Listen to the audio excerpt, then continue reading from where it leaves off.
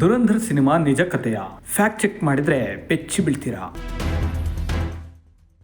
Live TV ಮುಂದೆ ಒಬ್ಬ ರಾಜಕಾರಣಿಯನ್ನ ಗುಂಡಿಕ್ಕಿ ಕೊಂದ ಘಟನೆ. ಇದು ಸಿನಿಮಾದ ಸೀನ್ ಅಲ್ಲ, ನಿಜ ಜೀವನದಲ್ಲಿ ನಡೆದ ಘಟನೆ. ದುರಂಧರ್ ಸಿನಿಮಾ ಕೇವಲ ಫಿಕ್ಷನ್ ಅಂತ ಹೇಳ್ತಾರೆ, ಆದ್ರೆ ಅದರಲ್ಲಿನ ಆಲ್ಮೋಸ್ಟ್ ಪ್ರತಿಯೊಂದು ವಿಲನ್, ಗ್ಯಾಂಗ್ಸ್ಟರ್ ಮತ್ತು ಎನ್ಕೌಂಟರ್ ಆಫೀಸರ್ ನಿಜ ವ್ಯಕ್ತಿಗಳ ಮೇಲೆ ಬೇಸ್ ಆದಂತಿದೆ. ಈ ಸಿನಿಮಾ ಪ್ರಾಪಗಂಡನ ಅಥವಾ ನೈಜ ಘಟನೆ ಆಧಾರಿತ ಸಿನಿಮಾನ? ಸಂಪೂರ್ಣ ಫ್ಯಾಕ್ಟ್ ಚೆಕ್ ಮಾಡಿದ್ರೆ ನೀವು ಬೆಚ್ಚಿ ಬೀಳ್ತೀರಾ.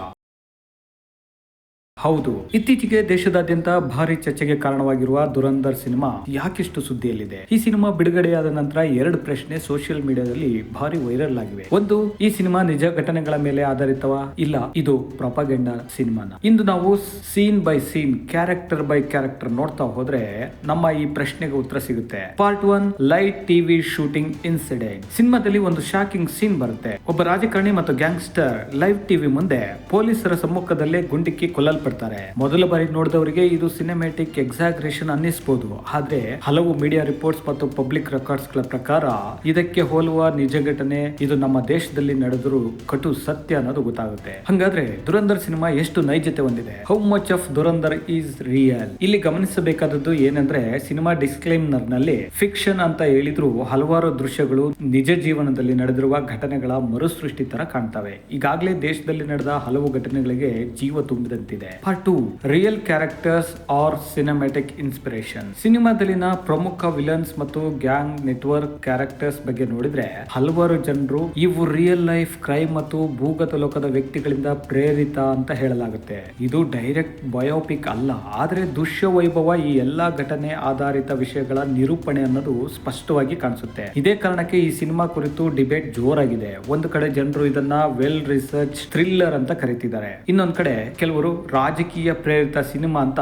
ಟೀಕಿಸ್ತಿದ್ದಾರೆ. Part 3, propaganda or perspective. ಇಲ್ಲೇ ಇರೋದು ಮ್ಯಾಟರ್ ನೋಡಿ. ಈ ಸಿನಿಮಾ ಪ್ರೊಪಗಂಡನ? ನನ್ನ ವಿಶ್ಲೇಷಣೆಯಲ್ಲಿ ಯಾವುದೇ ಸಿನಿಮಾ ಒಂದು ಪರ್ಸ್ಪೆಕ್ಟಿವ್ ಇದ್ದೇ ಇರುತ್ತೆ. ಹಿಸ್ಟಾರಿಕಲ್ ಅಥವಾ ಪೊಲಿಟಿಕಲ್ ಥ್ರಿಲ್ಲರ್ಸ್ ನಲ್ಲಿ ಡೈರೆಕ್ಟರ್ಸ್ ದೃಷ್ಟಿಕೋನ ಬೇರೆನೇ ಇರುತ್ತೆ. ಆದ್ರೆ ಇಂಪಾರ್ಟೆಂಟ್ ಮ್ಯಾಟರ್ ಏನಂದ್ರೆ, ಚಿತ್ರದಲ್ಲಿ ತೋರಿಸಿರುವ ಘಟನೆಗಳಿಗೂ ನಿಜವಾಗಿ ನಡೆದಿರುವ ಘಟನೆಗಳಿಗೂ ಸಾಮ್ಯತೆ ಇದ್ರೂ ನಿಜ ಘಟನೆ ಹಿಂಗೆ ನಡೆದಿತ್ತು ಅನ್ನೋದು ಬಲ್ಲವರು ಯಾರು? ಇದಕ್ಕೇನು ಸಾಕ್ಷಿ?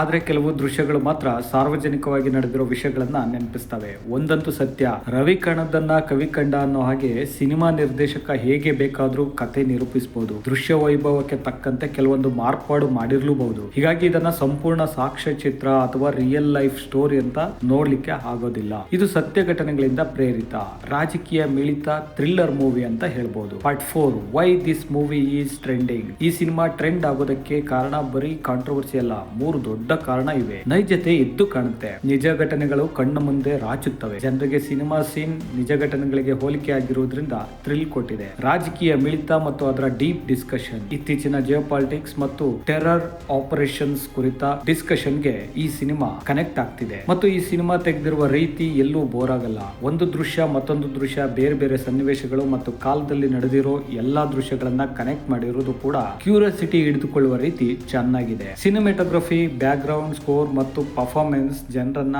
ಅಟ್ರಾಕ್ಟ್ ಮಾಡಿವೆ. ನನ್ನ ಹಾನೆಸ್ಟ್ ಅನಾಲಿಸಿಸ್ ಪ್ರಕಾರ ಈ ಸಿನಿಮಾ ಸಂಪೂರ್ಣ ಕಟ್ಟುಕತೆ ಅಂತ ಹೇಳೋಕ್ ಕಷ್ಟ. ಅದೇ ರೀತಿ ಪೂರ್ಣ ನೈಜ ಘಟನೆ ಆಧಾರಿತ ಸಿನಿಮಾ ಅಂತ ಹೇಳೋಕ್ಕೂ ಆಗಲ್ಲ. ಇದು ನೈಜ ಘಟನೆಗಳ ಪ್ರೇರಣೆ ಮತ್ತು ದೃಶ್ಯ ವೈಭವದ ಅದ್ದೂರಿತನದ ಸೃಷ್ಟಿಯ ಮಿಶ್ರಣ ಅಂತ ನಾವು ಕರೀಬಹುದು. Facts inspire thriller with political perspective. ನಿಮ್ಮ ಅಭಿಪ್ರಾಯ ಏನು? ಈ ಸಿನಿಮಾ ನಿಜ ಘಟನೆಗಳ ಮೇಲೆ ಆಧಾರಿತ ಅಂತ ನಿಮ್ಗೆ ಅನ್ಸುತ್ತೆ ಅಥವಾ ಇದು ಪ್ರಾಪಗಂಡಾ ನರೇಟಿವ್ ಅಂತ ಅನಿಸುತ್ತೆ? ಕಮೆಂಟ್ ನಲ್ಲಿ ನಿಮ್ಮ ಅಭಿಪ್ರಾಯ ತಿಳಿಸಿ. ಇಂಥ ಅನಾಲಿಟಿಕಲ್ ಕನ್ನಡ ಬ್ರೇಕ್ ಡೌನ್ ವಿಡಿಯೋಸ್ಗಾಗಿ ಚಾನಲ್ ಸಬ್ಸ್ಕ್ರೈಬ್ ಮಾಡಿ. Thank you.